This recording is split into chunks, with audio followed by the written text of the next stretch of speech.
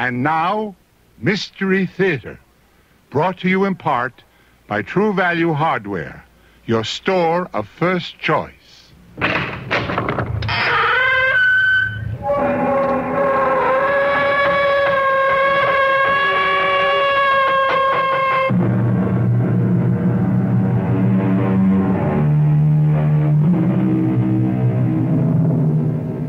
Come in. Welcome. I'm E.G. Marshall. Welcome to the universe of the uncanny, to the land from which no traveler returns, alive or sane. It can be reached so many ways, down trails of terror, along paths of peril, or, strangely enough, through bustling city streets. There are no markers that tell you when you cross the frontier of fear. But once you do, there is no mistaking the horror that lies ahead. I suppose I should be frightened by your cheap tricks, whatever you are. But I'm not. I'm going now. And I warn you, you will regret it. Well, she's gone, Harry. For good. Gladys will never trouble us again. What happened? What did you do to her? Can't you guess, Harry? We eliminated her.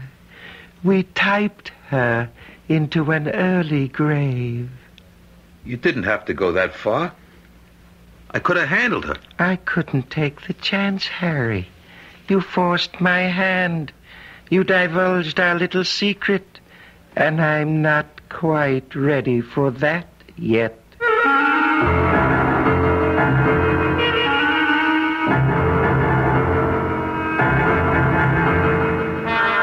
Our mystery drama, The Frontier of Fear, was written especially for the Radio Mystery Theater by Milt Wissoff and stars Jerry Stiller.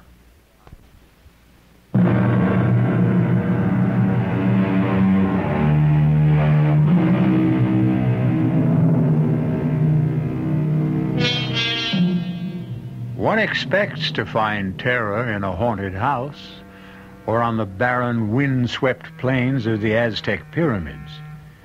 But it is even more intense when it is encountered on the streets of a modern metropolis. In our little tale, Harry Dorn meets the unfathomable as he crosses the threshold of a pawn shop. But why not let Harry describe his frightening journey in his own words? Listen to me, please. Whoever finds this tape, hear me through, or it's curtains. Not for me. I'm a dead duck, no matter what happens. But for you, and for everyone else in the whole world. I know you think this is a gag, but it's not. You gotta believe me. I never prayed before, but I do now. I'm Harry Dorn. Nobody. Small-time con man, losing horse player, dead-end Dorn. That's how I think of myself. My life was a series of ups and downs. Mostly downs. But never as down as the day I walked into Flint's pawn shop. That's a good name for him. His heart is made of it. Morning. What can I do for you? Oh, it's you, Harry. Don't get all choked up, Flint. This is no touch. And what have you got in your mind? I don't know. Just dropped in. What did you give me for this? Tell me what it is first. You really don't know? How about that? These are the silks Arcaro rode when he won the Derby on citation. So what? So it's history. Only the creeps like you siring no sale. Take it for only $25. It's worth a lot more. I'll tell you what I'll do. Pick out anything in that corner, anything, and I'll trade you even. That way nobody loses. But I need eating money, Frank. Take it or leave it. I was going to leave when I heard this voice inside my head, like someone jamming the circuits in my brain. Take the typewriter, Harry. Take the typewriter. Went on in my head, over and over. I was powerless. Take that typewriter, laying there with all that junk. I made the swap and I walked off with the typewriter. When I got home, I couldn't stand looking at it. It was an absolute piece of junk that couldn't possibly work. Dirty, old, and useless. I kept staring at it, trying to turn it into a steak with all the trimmings. And that's when it happened. I found myself putting in a piece of paper, and I began pecking at the keys. Somehow, the typewriter took over. I didn't know how or why, but there I was, typing away. Someone was making my fingers move, making me type out words, sentences. It was weird. I couldn't stop myself. Pretty soon, I was banging away like I knew what I was doing. I looked at what I had typed, and I couldn't believe it. A bunch of dopey poems. I was going to throw them away when the voice I heard at the pawn shop took over again. It planted an idea in my mind. Maybe what I had written was worth something. So I trotted the poems down to a song plugger I know, and he said I was in the wrong place. Take it to Gladys Morgan, a literary agent, he says. Maybe she might dig it. And she did. Mr. Dorn, I'm so delighted you could come. Oh, please have a seat. Now, I've got good news for you. Your book of poems is most enchanting. I'm glad you liked it. How much... Now, I know you'll be happy to hear that Merton Brothers will publish your poems. The money, how much do I get and when? Oh, you poets are so impetuous and so direct. Well, I've got a small advance for you. Here. $100? Is that all? Oh, that's the best I could get. You know, poetry is a modest market. But there will be more when the book is published and reviewed. $100? I was hoping I'd hit the jackpot. Oh, keep on writing, Harry. And you may. The 100 didn't last long. I paid the rent, had my steak, and I played a few hunches. I stayed away from the typewriter, but when I blew my last $5, I sat down and started to type again. Who knows, I thought. Maybe lightning could strike twice. It wasn't long before the mysterious voice took charge. I typed for days without any rest. I blacked out, and when I came to, there was a pile of pages stacked neatly next to the typewriter. It was a short story, a murder mystery. I read a little bit of it, but it turned my stomach. Too bloody. But I sent it off to Gladys anyhow. I didn't have anything to lose. Guess what? Another sale. And the bread came in like manna from heaven. I was sitting on top of the world until I got a visit. Who's there? Police. What do you want? You Harry Dorn? That's right. Did you write this story? Death on a side street. Sure I did. Anyone says I didn't is a cockeyed liar. How did you tumble on it? I dreamt it up. All of it. Right out of my head. Did you read this morning's paper? Not yet. Why? Take a peek at the headline. Gang chief slain. So what? It happens all the time. Read the story. See if it sounds familiar. You had the guy killed in your story by a mortar shell, right? It's a little weird, but you got to have a gimmick today to sell your stuff. Oh, is that right? Yeah. Well, read the item in the paper. There. See how Esposito was wiped out. A mortar shell? Mm-hmm. Isn't that something? I didn't think those bums could read. So you're claiming they copied it from your novel, huh? Well, what else could it be? We'll find out, Mr. Dorn. We'll find out at headquarters, one way or another.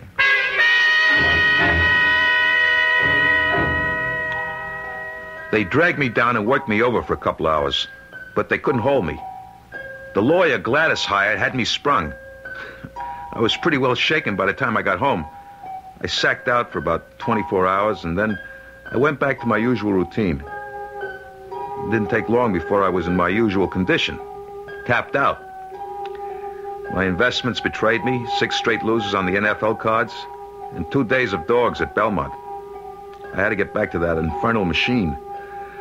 The typewriter. This time I tried to do my own thing. I tried writing about an actual incident out of my own life. But it came out garbage. Even I could recognize it was trash. I crumpled sheet after sheet of paper. That's when I heard the voice for the first time. Right out of the guts of the typewriter. Really heard it right outside my own head. Get up, Dorn. Look at you. You're a miserable sight. Can't be. I'm just hearing things. A typewriter that talks. I must be going off my rocker. No, you're not. I exist, and what I say is real. Who are you? What are you? To start with, I am not a typewriter. I control it like I control you. You're both equally primitive mechanisms. Look, pal, I don't have to take that from you. No. Who were you kidding? I'm the best thing that ever happened to you. You were a petty chiseler when I found you. You found me? Of course, you fool. You didn't have any choice in the matter. Please, what do I call you? It doesn't matter. In my world, I'm known as... What is your equivalent? Gan. All right, Mr. Gan. Clue me in, will you? Just a little. Well, I can do things. I can read what you call the future. Or I can make things happen. Either way, I don't like it. Put your fingers on the keys.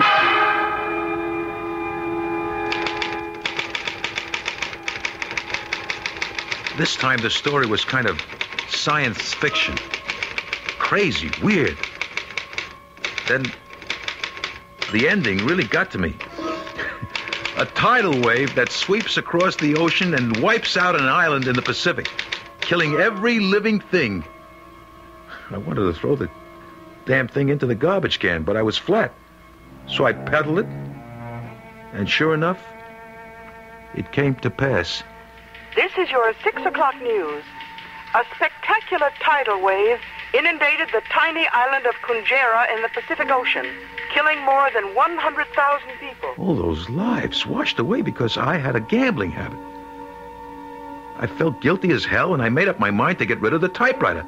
And Mr. Gann. What do you think you're doing, Harry? I'm getting rid of you, once and for all. I can't go on helping you slaughter people. I got a conscience, man. What's that? You really don't know, do you? Why should I? I'm not human, you know. What is this conscience? It's hard to explain. Let me see. You know, there's a good and a bad. Like, you don't squeal, or welsh on a bet, or put down a friend. Well, the worst thing you can do is to kill somebody. That's when you feel rotten. That's your conscience working. But you people take life all the time. You eat other organisms. That's different. I'm talking about human life. And you keep slaughtering each other day after day. We get punished for that. Not all the time. I could see I was getting nowhere with Mr. Gann. I was in the grip of a force way beyond me. I started to type again. Don't ask me why. I couldn't help myself. Suddenly, I heard this rapping at the door. I kept quiet, hoping whoever it was would go away. But they didn't. I could hear the plastic card slipped in between the door and the lock. And then the door swung open. Hello, Harry.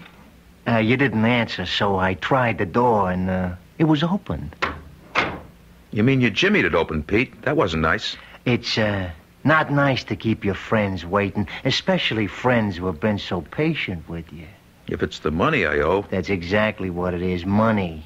When you gonna get the scratch up? I'm expecting it any minute. I'll drop it by in the morning. No way.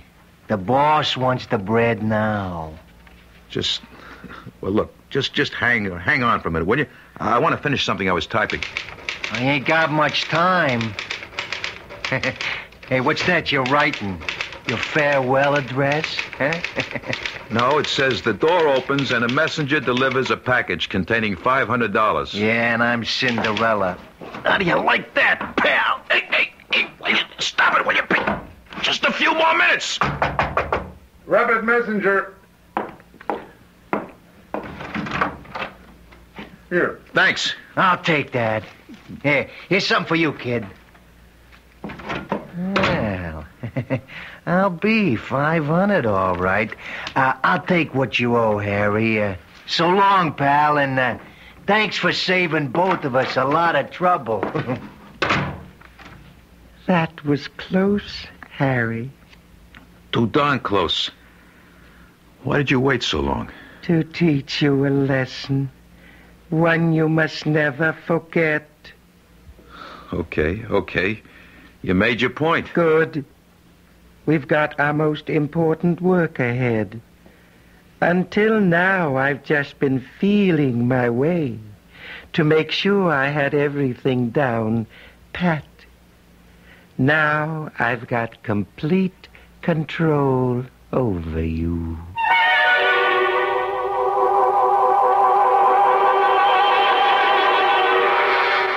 The strange voice that comes to Harry through the ether, or is it inside his head, has displayed its awesome powers. Powers that can reach across time and space, can make or unmake events. But for what purpose? We'll learn more when we return shortly with Act 2.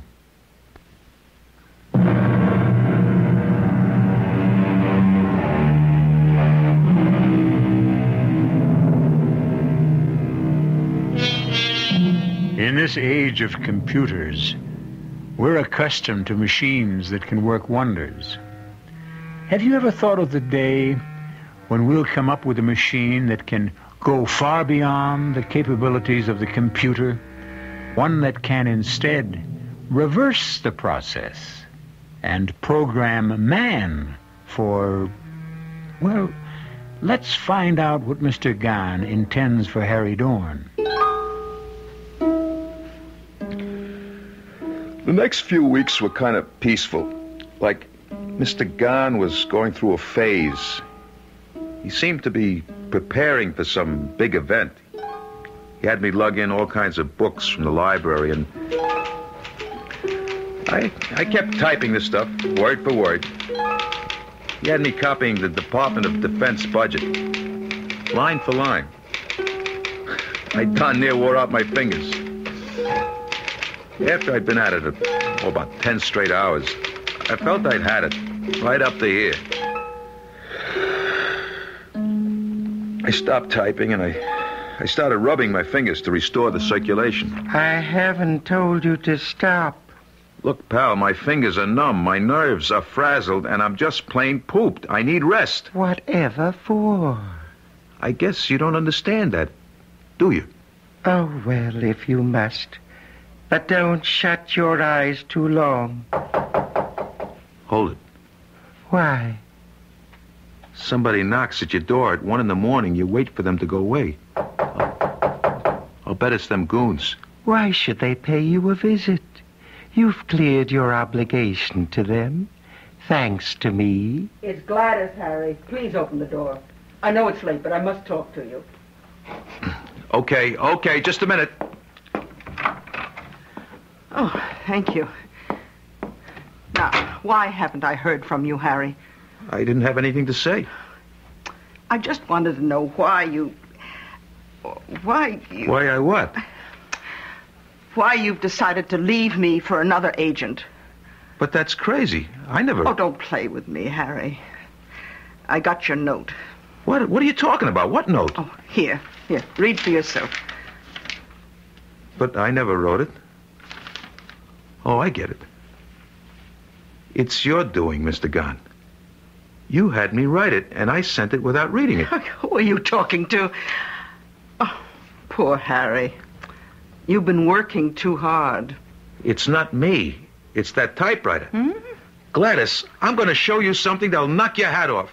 You think I wrote them poems and all that other junk? I believe anything you say. Sure.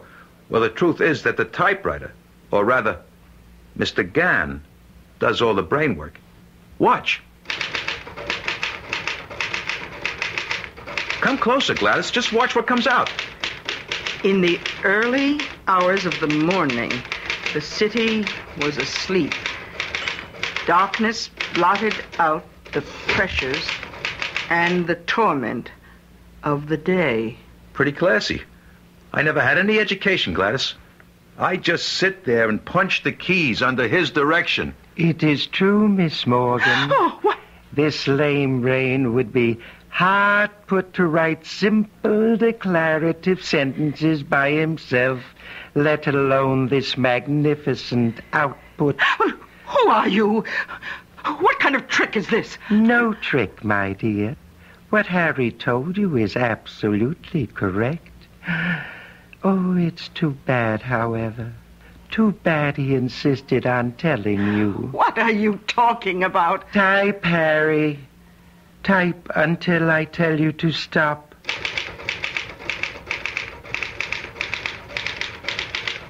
I typed for a few minutes, and then... That's enough, Harry. Now read this, Miss Morgan. I will not.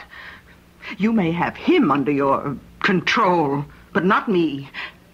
Goodbye, Harry. Gladys Morgan turned to go. She was distraught, but she would have been terrified if she only knew. Don't go, Gladys! Don't leave now! If she only knew what fate awaited her on the other side of the door. Well, she's gone, Harry. Gone for good. Gladys will never trouble us again. What did you do to her? Can't you guess, Harry? We typed her into an early grave. Why did you have to do that? You forced my hand, Harry. You divulged our little secret. And I'm not quite ready for that yet. I fell asleep that morning just as the lights started to come up. I was exhausted. And when I awoke, I poked my head out of the door carefully, not knowing what I'd see. But the scene was the same as usual. The morning paper was waiting. No one had swiped it, even though it was late. It's not in there. What's not in there? How do you know what I'm looking for? If you want to know what happened to Gladys, just ask. Maybe I don't want to know. Maybe last night never happened. Is that you, Gladys? It's the police, Dawn. Open up. Were you expecting Gladys Morgan? Why not? She's my agent. When did you see her last? I don't know. Why? Is it important? Very important. We found her. Dead. Dead? How did it happen? I thought you might know. Me? How would I know? I haven't seen her for days. Okay, Dawn, get your clothes on. All right. I did see her last night, but only for a few minutes. She was okay when she walked out of that door. I think you better come along with me anyhow. Okay. I heard her scream after she left, but when I went out to see her, she was gone. Type, Harry, type. What was that? Who you got here? Nobody. I was just thinking out loud. Can I use the typewriter for a moment? I just got to put one thought down before I forget it. Okay, but hurry it up. The moment was tense, fraught with danger. Then suddenly the phone rang, cutting through the tension like a stiletto. It was news about the corpse. News that established beyond a doubt his innocence. Hello? Who? Yeah, he's here. It's for you, Lieutenant. Yeah, okay. Hello. Mm-hmm. You sure? A full confession? We gave the statement voluntarily, huh? Okay, I'll be down in about 15 minutes. I want to talk to him myself. Bad news, Lieutenant? Not for you. We got a lead on a suspect. Mrs. Morgan's ex-husband. He had motive and opportunity. A cab driver drove him near where we found her body. Then I'm in the clear. So far. But don't try to leave the city until I give you the word. Understand? I wouldn't think of it, Lieutenant. Now say thank you, Harry. Thanks for nothing. You got me into that mess. You owed it to me. I owe you nothing, Harry. Remember that at all times. Well, at least the law's off my back. You seem relieved. Sure, I'm relieved. I'm not in a pokey. You feel relieved, even though you know someone else will suffer for a crime he didn't commit. But I didn't do it either. Of course you didn't, but your information could clear him. What about your precious conscience? I don't want to get mixed up in murder. You mean if he takes the rap, as you would put it, then you're free and clear? Isn't that true? How did I ever get into this fix? Why did I ever walk into that stupid pawn shop? It wasn't a free choice, Harry. I picked you. For what? I asked you that before. What are you going to do with all that information that I've been typing? I've already told you, Harry. You'll be the first to know when the time comes.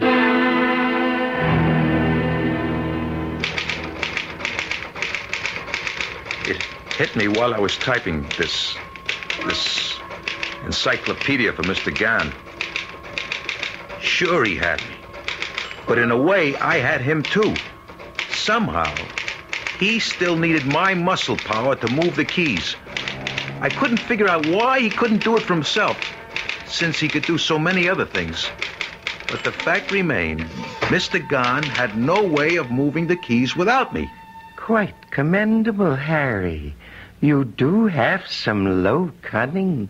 How did you know what I was thinking? I'm in your mind all the time. What is this great inspiration you've had? You ought to know. Oh, my head. It aches. I'm waiting, Harry. I want you to help me get back at some of the rats who put me down. Is that all? Look, Harry, I am not a genie caught in a bottle, waiting to do your bidding. Okay, then I go on strike. No help, no typing. Nonsense. Well, tell me what you want. Only let's not waste too much time. We have much to do.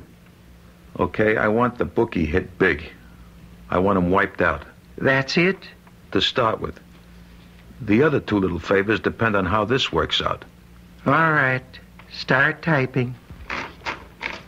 I put a fresh sheet of paper in the machine and hit the keys. I didn't even bother reading it. All I could see was Pete and his boss going down the chute. You can stop now, Harry. When will it happen? Go down and buy a late paper. You mean now?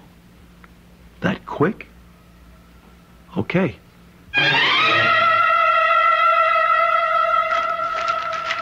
Turn to page 37, Harry. Column 2. Bookie found slain. Dead. Who asked you to? You did. I just wanted them cleaned out, not killed. I just set it in motion. Natural law took over after that. Let's not waste any more time. What are your other two favors? I don't know if I still want them. Not if they end this way. They don't have to.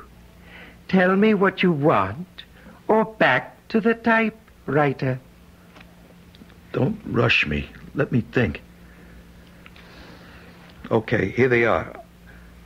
I want my old man to retire. He's worked hard all his life, and I'd like to see him stop. His pension doesn't start for 3 years more. Make it due now. And the other favor? My sister, she's had it pretty tough. She and her husband are just making it. It's hard on the kids. I want her to come in to some bread, enough to make life easier for them. Done and done. Just hit the typewriter, Harry. All the time I was typing, I felt myself pulling back, trying to make my fingers stop. Somehow, some way, I knew what I was doing was wrong. Hello? Yeah, it's me. What's that? No, I can't believe it. A heart attack? How did it happen? Well, how's he doing now? I see. He'll pull through, but he'll never be able to work again? Yeah, I'll meet you at the hospital in about 15 minutes. Goodbye. You murderer! You can't do anything good if you tried! Why did you have to do that to my father? I just set the wheels in motion, Harry. I don't steer the vehicle. Call off the other favor. I don't want your help anymore for anything. It's too late, Harry. Read what you've typed. On the way home from work, George Masters was mugged in a subway passageway. He died of wounds received in the struggle. You swine, you! His wife was the sole beneficiary of a $100,000 life insurance policy. There you are, Harry. All taken care of. Now back to the typewriter, or I'll be forced to take care of you.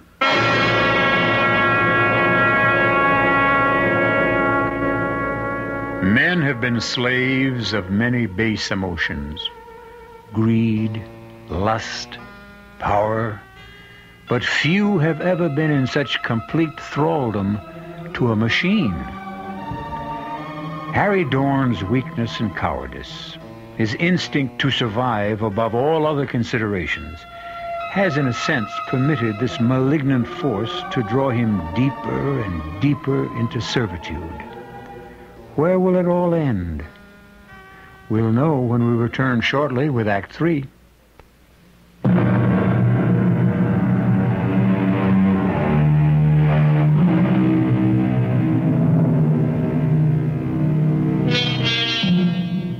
Man is such an imperfect vessel. He can sell or destroy anything he holds dear. His dreams, his love, his country, even his soul.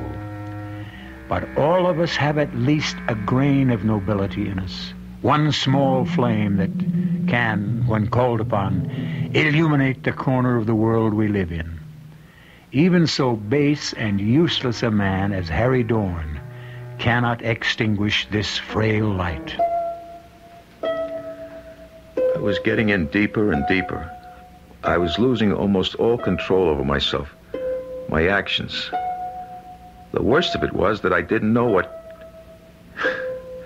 Mr. Gahn was up to, but I knew somehow it would end in disaster. I think I've indulged you long enough. Sit down and start typing. Why should I? Because I ordered you to do so. Who cares about your... Oh, my head! Sit down, Harry. I can't. My head aches. How about that? It's gone. I feel great. Say, did you do that? Of course. Now will you sit down? I can reward or punish you. That's the free choice you have. Type or suffer. What would you do? Take the carrot instead of the stick? Well, that's what I did, too. So, I started to type. And this time, it was for keeps. No poems or novels, but some kind of crazy technical thing. Pages and pages and pages. I worked day and night, hardly stopping for food or rest. I kept at it until I blacked out. And when I awoke, I was sitting at the table, my head on the typewriter. It's about time you woke up. You certainly are a strange mechanism.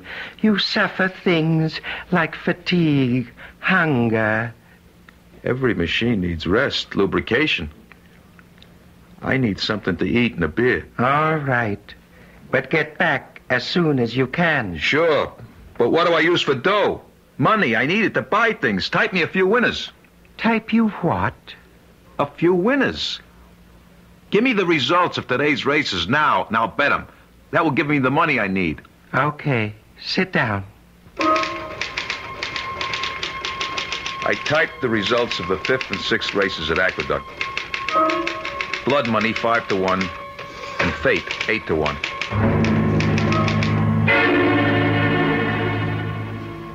You win again, Harry. Fate 17-2. Not bad. Who tipped you? I can't divulge my source, but just remember, this is only the beginning. Sure, Harry, sure. I dig, yeah. I'll be back tomorrow for more action. Anytime, kid. You're hot. And you know what they say? When you're hot, you're hot. Go for broke. Not this time. I got it all psyched out. A new system that can't miss. Yeah? And I'm going to be Miss America this year. Wait and see, wise guy. Wait and see. It's about time you got back. What am I supposed to do? Punch a time clock? Count your blessings. I came back at all. Oh, I wasn't worried about that for a moment. Now, shall we do a little work? Why not? You give a little, I give a little. Start typing, Harry. I typed through the night. By the time the sun started to come through, I had piled up a ton of paper. It's a lucky thing the pages were numbered. Otherwise, I'd never know how to put it all together. We're not through yet, Harry. We are for now. I need a little shut-eye, and then I'll be set again. Oh, very well. But don't take too long. Don't worry. I'll set the alarm to make sure. I'm happy you decided to cooperate. What is this stuff I'm typing? Sounds screwy.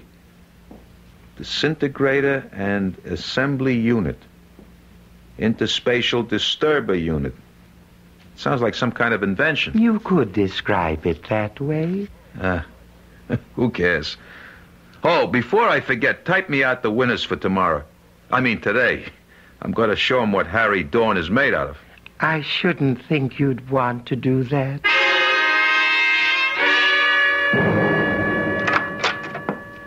Mr. Gunn, you here? Yes, Harry, still here. Guess what? The card, we swept it. Daily double, 4 exactas and a triple. I had to move around to several bookies before the day was over. They couldn't handle it all. Did you get it? Not all of it. They're going to deliver the rest in a few days. I'm riding high.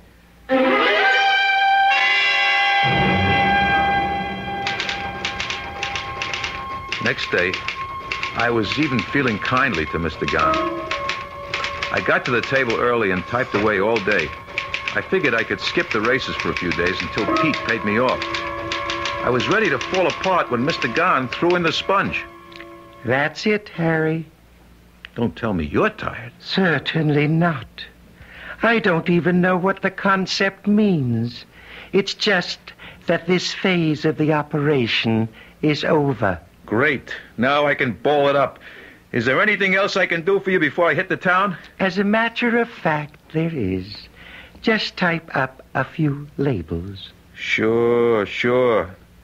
It's the least I can do. Then assemble the copies of the manuscript and mail them out. Consider it done. Now, let me have the label copy.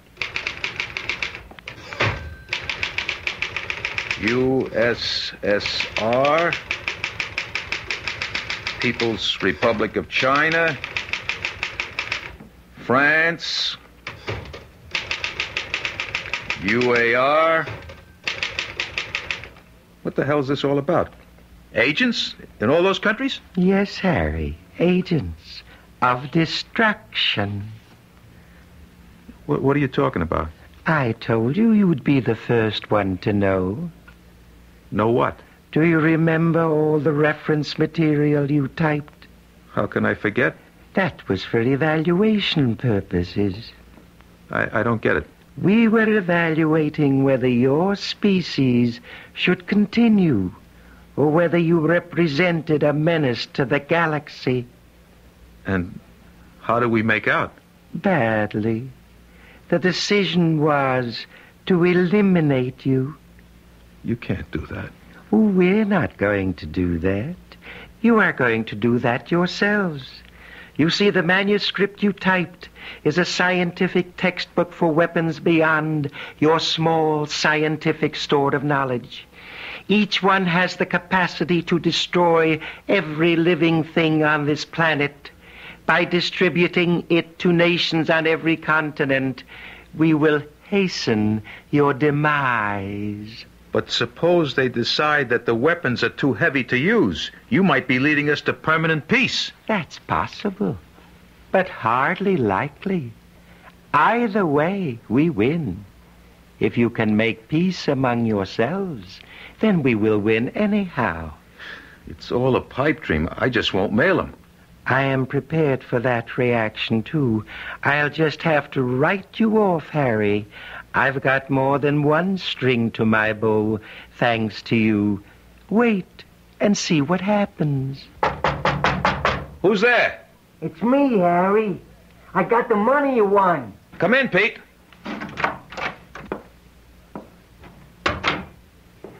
It's about time. I've been waiting for the dough. Give it to me. Here it is, kid. 3 big ones.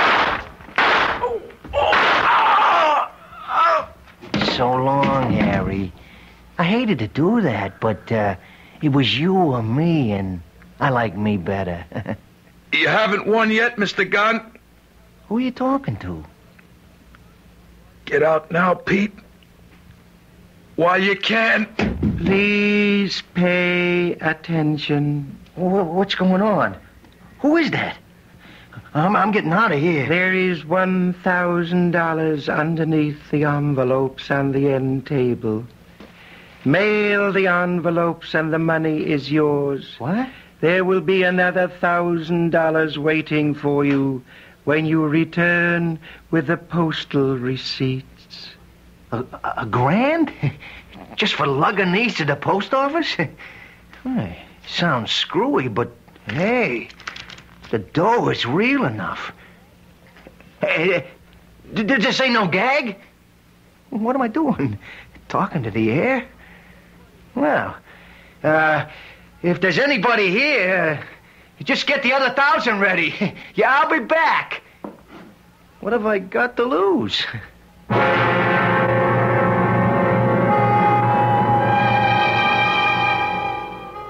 Harry Dorn gave his life in what was perhaps the first unselfish action of his miserable existence.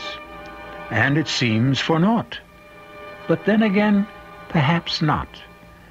Just as Mr. Gann underestimated Harry's greed, he may also have miscalculated the corruption of the world's leaders.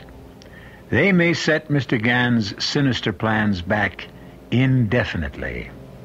At least we hope so. I'll be back shortly.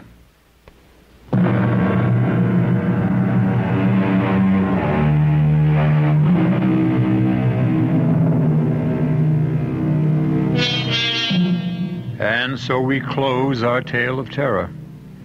The path that took Harry Dorn across the frontier of fear was a costly one for him. He paid for his moment of greed with his life.